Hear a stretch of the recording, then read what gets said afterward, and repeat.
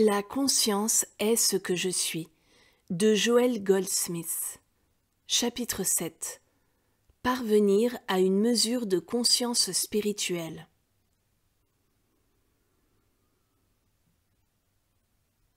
Nous sommes sur le chemin spirituel pour un seul but, construire la conscience spirituelle.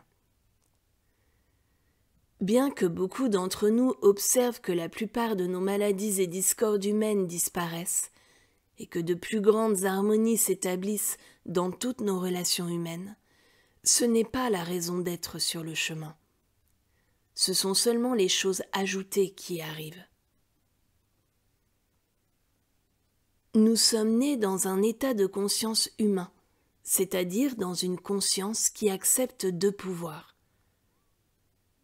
Nous passons des vies non harmonieuses dans la discorde, le péché, la maladie et finalement la mort.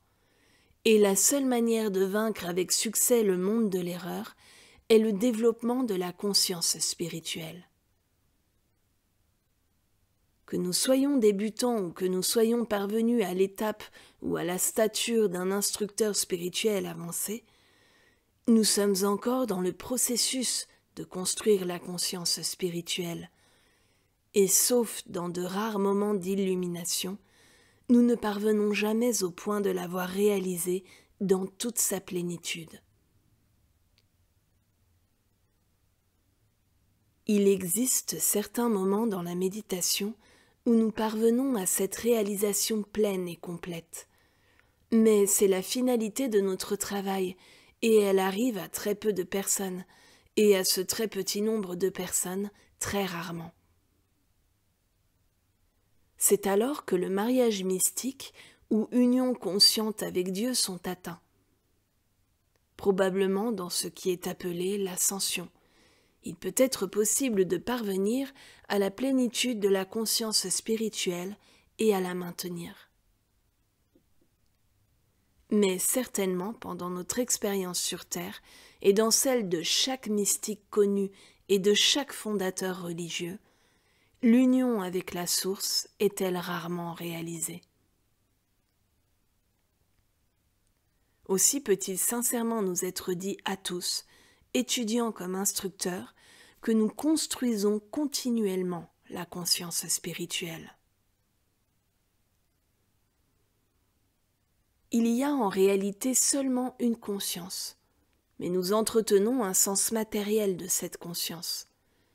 Et qu'est-ce qui constitue un sens matériel de conscience? C'est cet état de pensée qui dépend du monde extérieur pour son bien. Il dépend de personnes pour de la camaraderie, de comptes en banque, de situations ou d'héritage pour l'approvisionnement. Toujours, il dépend de quelque chose ou de quelqu'un dans le monde. La conscience matérielle vit sous la loi de l'infection, de la contagion, de la maladie héréditaire, des valeurs nutritives du climat, des économies et du gouvernement. Elle croit qu'un changement de gouvernement peut provoquer un changement dans des conditions économiques, soit vers le haut, soit vers le bas.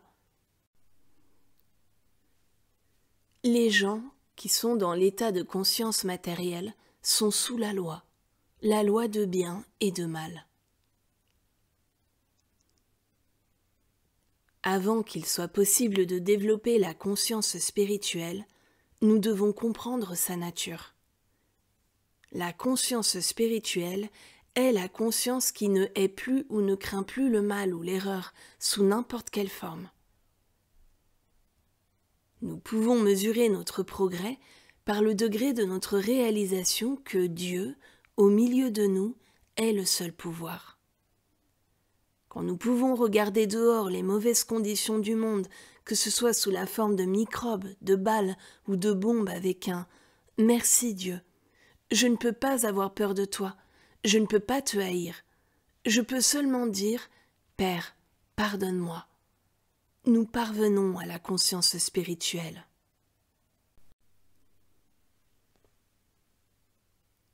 Cela vient par degrés.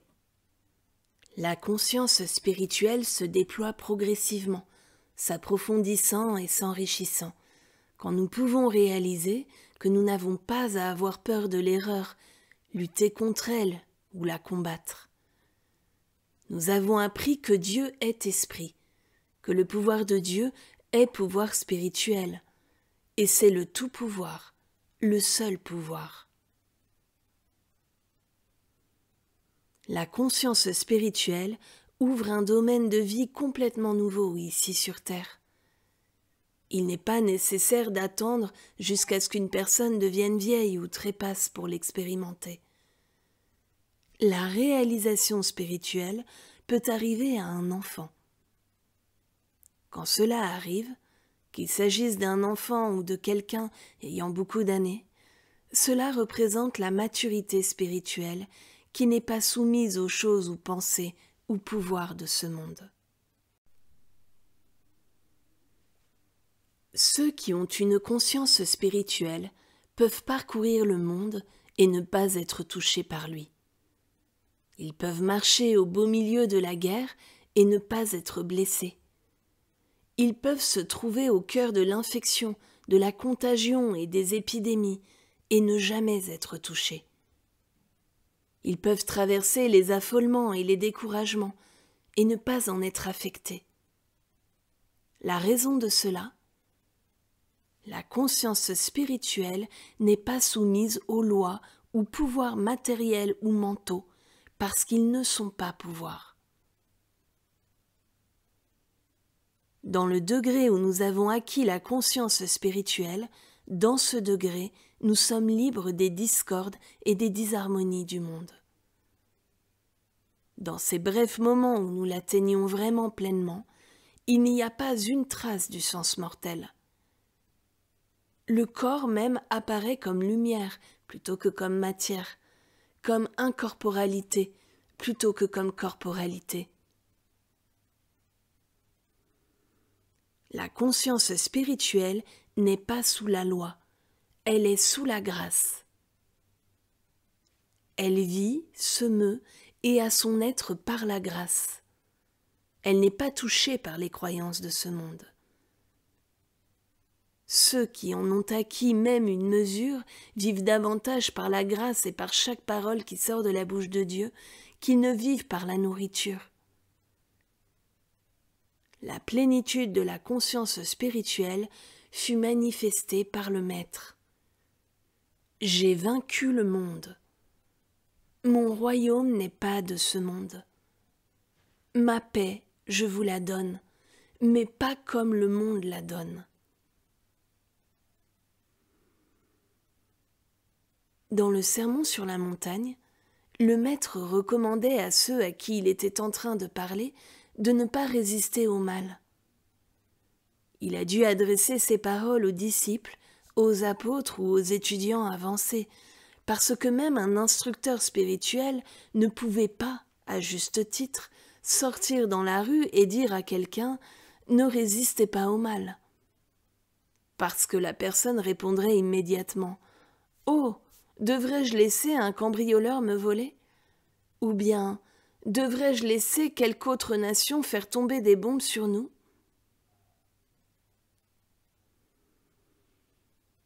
Ne résistez pas au mal peut être dit seulement à ceux qui ont quelque conscience spirituelle, à ceux qui ont déjà discerné que le mal de toute nature ne pourrait avoir aucun pouvoir sur eux, puisqu'ils sont consciemment gouvernés par Dieu.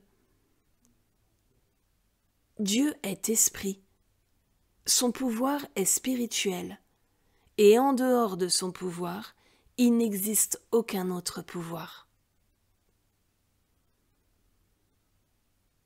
Une personne ancrée dans cette vérité peut regarder les microbes, les balles et les bombes, et ne pas résister, ni les combattre.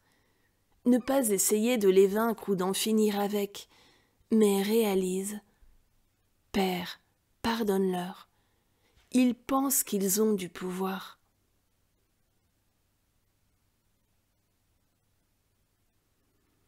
Pouvons-nous, en face des conditions du monde aujourd'hui, nous dire à nous-mêmes « Je n'ai pas besoin d'avoir peur. Ces choses ont seulement un pouvoir temporel. Et qu'est-ce que cela peut me faire ? enveloppé dans la conscience spirituelle, demeurant dans la parole de vérité et ayant mon être en Dieu. Quelle puissance le pouvoir temporel peut-il avoir? Permettez-moi de vous le dire plus familièrement. Supposez que votre communauté soit avertie d'une épidémie imminente.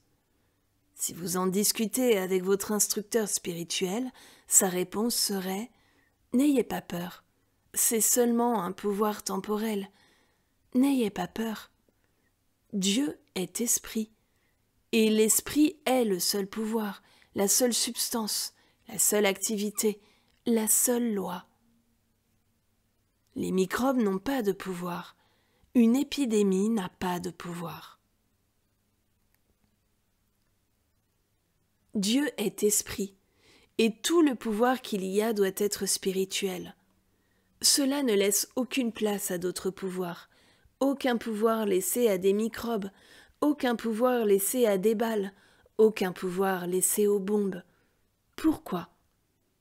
Parce que le pouvoir infini est le pouvoir spirituel. Peut-être que vous, vous-même, avez traversé quelque épidémie et avez prouvé par des moyens métaphysiques ou spirituels que l'épidémie n'avait pas de pouvoir.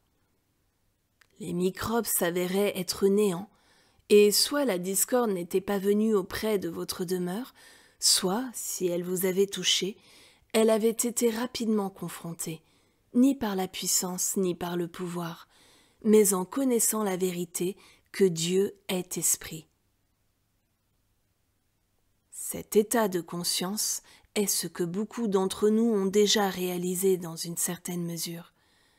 Mais vous ne serez jamais satisfait avant d'avoir atteint la plénitude, l'état complet et la maturité de la conscience spirituelle. Pourtant, en revenant momentanément à l'époque qui a précédé notre étude et notre pratique des enseignements spirituels, nous pouvons être reconnaissants du degré de progrès que nous avons déjà atteint. Un signe de conscience spirituelle est le degré dans lequel nous avons appris le non-pouvoir de tout ce qui existe comme effet, qu'il s'agisse de l'homme dont le souffle est dans les narines, de ses théories sur les microbes ou de sa constitution de stock de bombes. Le degré dans lequel nous n'avons plus peur de tout cela atteste de la mesure de notre conscience spirituelle. Une autre manière d'évaluer la conscience spirituelle englobe le sujet de l'approvisionnement, mais l'approvisionnement sur une large échelle.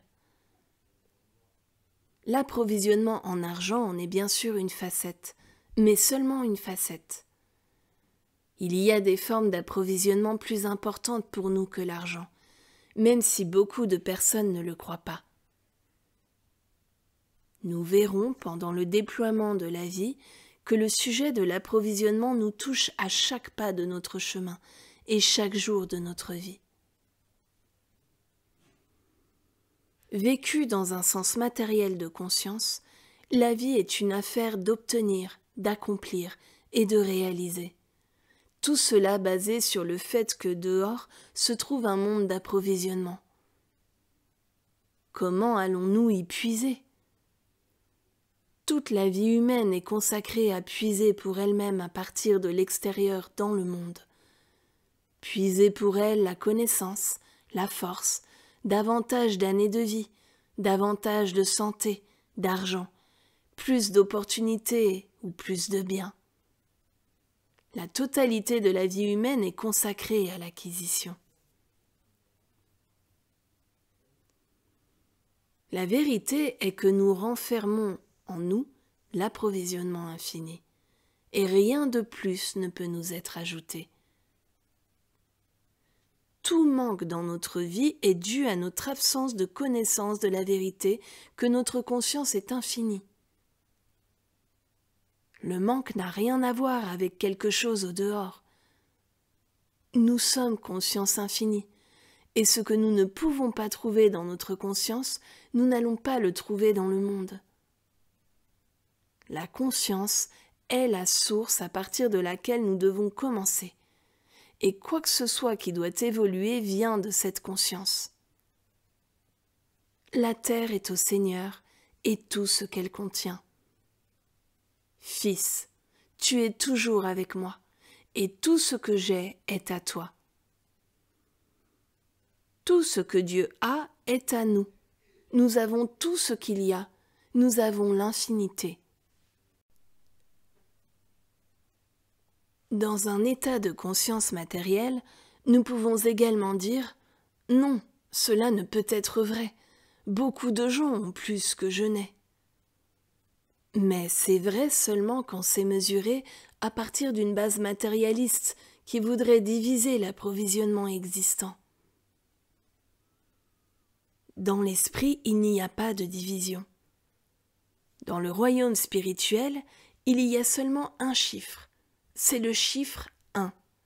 Et je renferme en moi la plénitude de ce nombre. Tout ce que le Père a est à moi du fait de mon unité avec Dieu. La conscience matérielle voit 3,5 milliards de gens dans le monde et seulement telle quantité de dollars, telle quantité d'or, telle quantité d'argent, telle quantité d'arbres, telle quantité de récoltes. Et tout cela doit être divisé. La conscience spirituelle révèle que si nous avons seulement quelques miches et quelques poissons, nous pouvons nourrir les multitudes. Il n'y a pas une chose telle que la division. Il y a seulement la multiplication. 1 se multipliant encore et encore et encore. Quand Élie approcha la pauvre veuve qui avait seulement une poignée de nourriture et quelques gouttes d'huile, il ne perdit pas son temps à prier Dieu de lui en donner davantage. Il connaissait la loi spirituelle de l'approvisionnement, et en premier, il lui demande de lui faire une petite galette. C'est comme s'il lui avait dit « Qu'as-tu dans ta maison ?» Parce que spirituellement, c'est le secret de l'approvisionnement. Qu'avez-vous dans votre conscience? Ne regardez-vous pas à l'extérieur vers le monde pour voir ce que vous voulez et le demander? N'avez-vous pas une idée à l'esprit de ce que vous aimeriez et ensuite, ne priez-vous pas Dieu pour cela? Demandez-vous, qu'ai-je dans ma conscience? Le seul approvisionnement que vous allez jamais avoir est ce que vous commencez à déverser.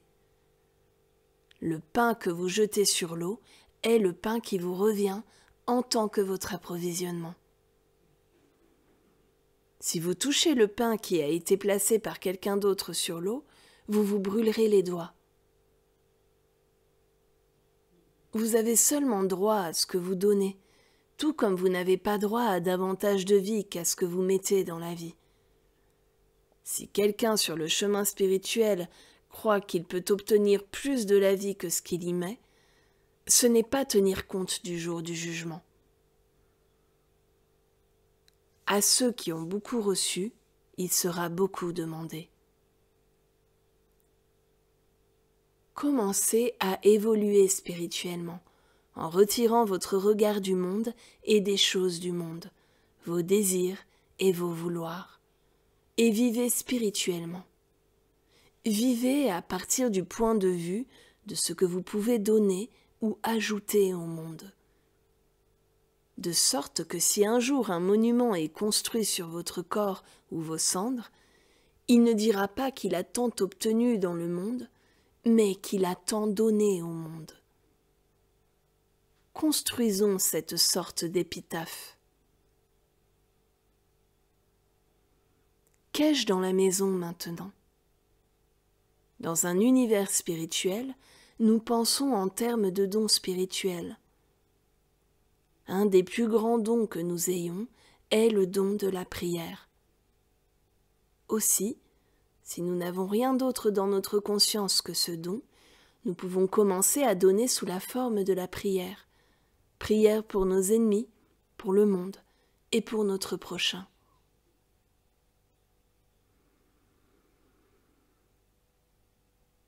Il n'existe personne dans le monde entier qui n'ait pas en elle quelques traces d'amour, bien que beaucoup de gens ne montrent pas d'évidence d'amour. Mais chacun a au centre de son être quelque amour. Amour qui peut être exprimé en service, amour qui peut être exprimé en gratitude, en coopération, en compréhension et en pardon. Tout le monde a un peu d'argent ou de vêtements, quelque chose qui peut être donné à ceux qui semblent ne pas connaître la nature infinie du réservoir sur lequel ils peuvent puiser.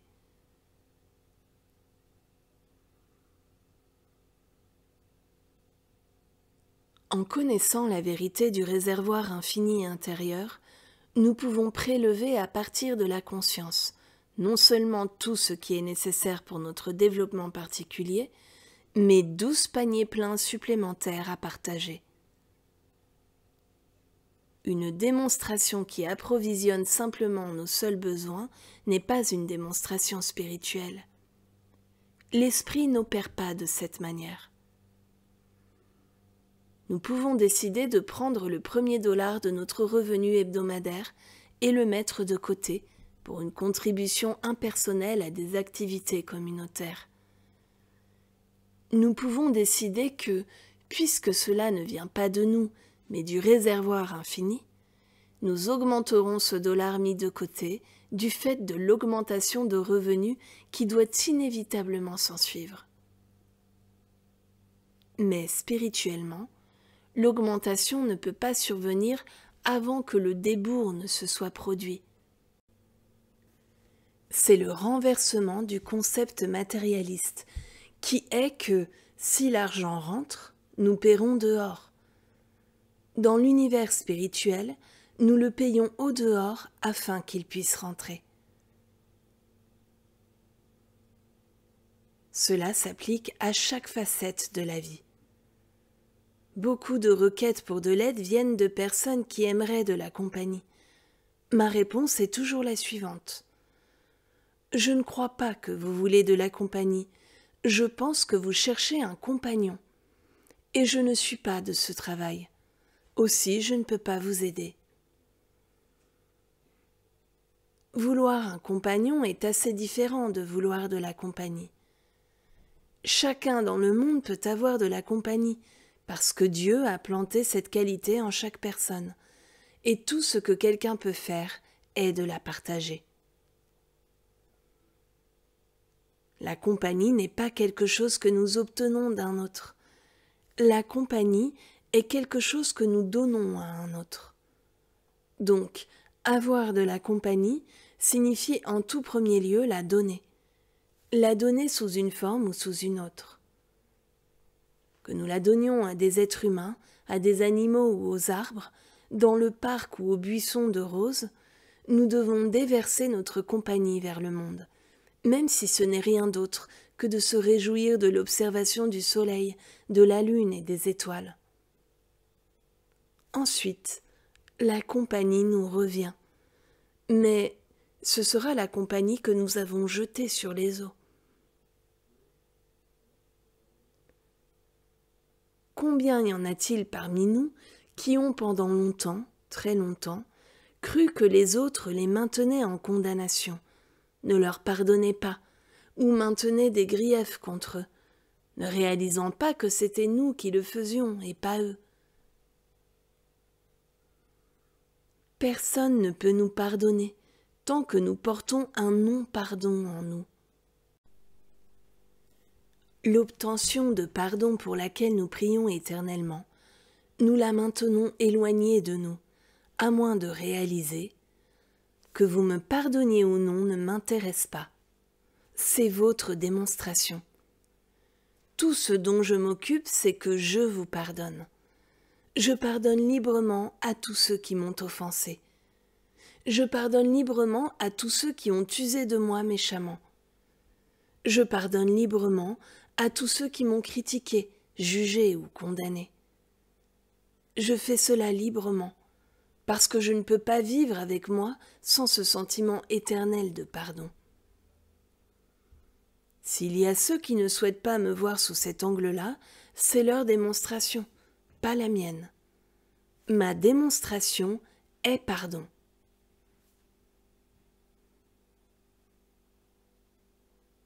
Le sujet de l'approvisionnement joue un rôle majeur dans nos vies.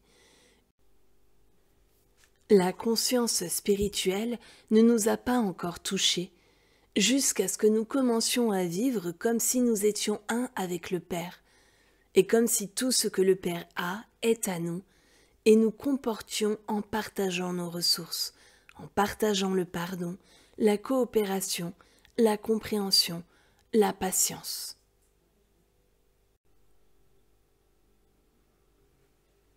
L'étude de la vérité est la plus petite part de la démonstration de notre vie.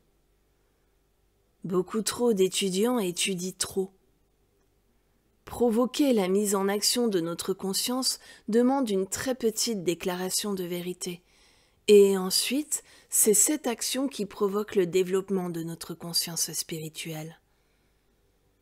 Ce n'est pas ce que nous lisons qui le fait, c'est ce que nous faisons avec ce que nous lisons qui le fait.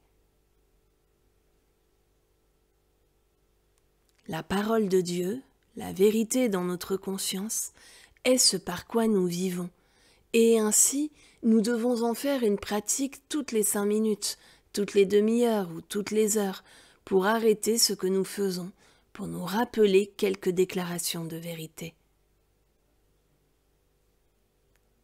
Quelque parole de Dieu doit être entretenue dans notre conscience jour et nuit. Et puis finalement, nous sommes nourris davantage par certains passages de vérité que nous ne le sommes par la nourriture que nous mangeons. Cela, nous pouvons l'appeler pratiquer la présence de Dieu.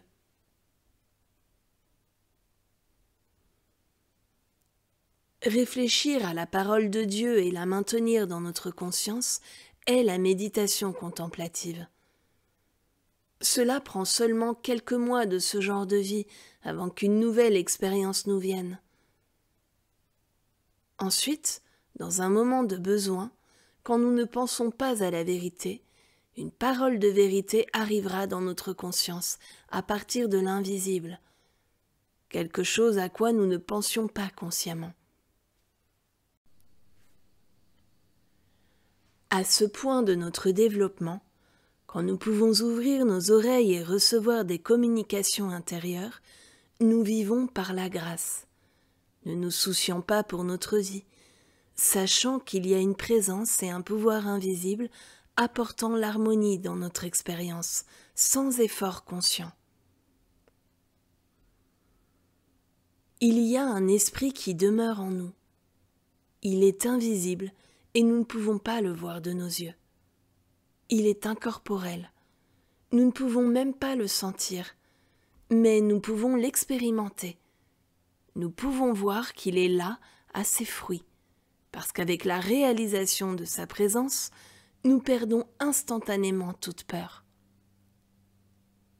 Nous ne craignons plus la vie ou les expériences de la vie de quelqu'un d'autre, ni ne pouvons avoir peur de la mort.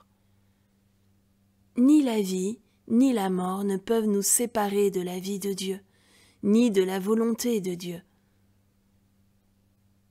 Quelle que soit la volonté de Dieu pour nous sur cette terre ou sur le plan suivant, cette volonté de Dieu sera faite parce qu'il a planté son Fils en nous pour veiller à ce qu'elle se produise.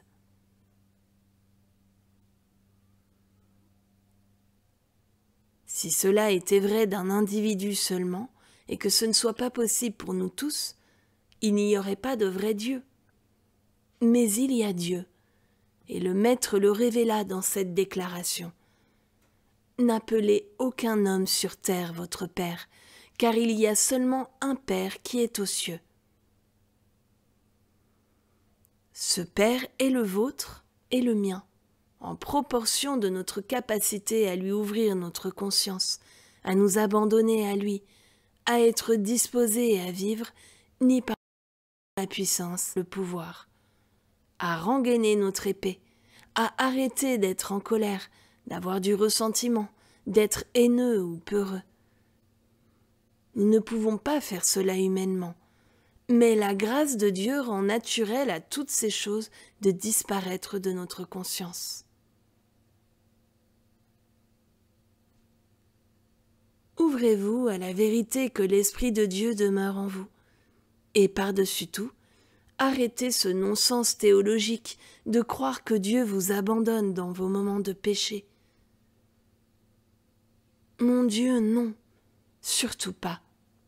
C'est alors que vous avez le plus besoin de Dieu, et ne croyez pas que Dieu pourrait abandonner ce qui est à lui. Jamais. À tout moment où vous ouvrez votre conscience à la réalisation qu'il y a un Fils de Dieu là, le Fils de Dieu vous apparaîtra. Pas nécessairement en forme, mais en conscience. Et vous entendrez les paroles du Maître. Je ne te condamne pas non plus. Tes péchés te sont pardonnés. Ou bien vous sentirez que vous êtes pardonné, vous êtes libre. C'est une évidence d'une conscience spirituelle en évolution.